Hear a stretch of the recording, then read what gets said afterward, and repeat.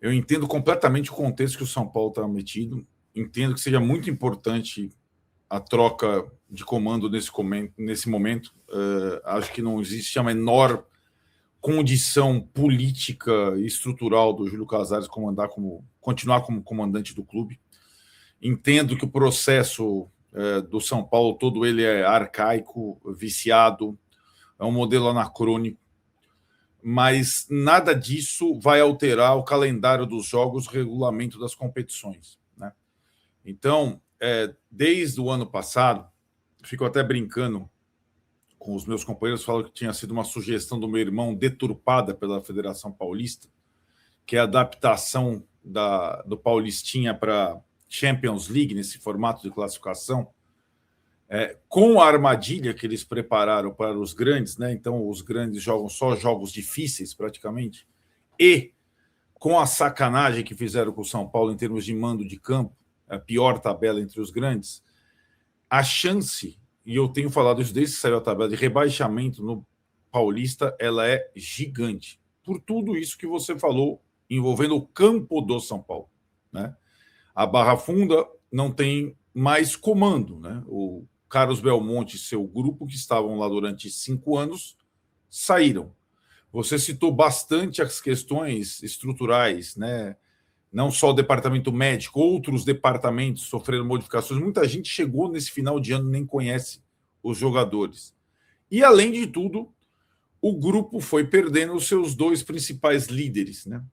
E o último que saiu, o Luiz Gustavo, dá aquela impressão de ter saído por ter falado demais. Isso, para jogador, pega muito mal, né? Então, eu vejo essa semana como uma semana decisiva, não apenas pela sexta-feira, a votação do impeachment, mas, sobretudo, pela quinta-feira, para São Paulo e São Bernardo. E acho que se o São Paulo não ganhar esse jogo, ele vai entrar numa situação desesperadora nesse campeonato, porque é um campeonato que, como visitante, o São Paulo tem mais 3 jogos: Palmeiras, Corinthians e Ponte Preta, os 3 sem torcida. A chance de não pontuar nesses 3 jogos é gigante. A Ponte Preta é a última partida. E como mandante tem 4 jogos, dentre os quais o São Bernardo, que é o atual líder, né, fez 4-0.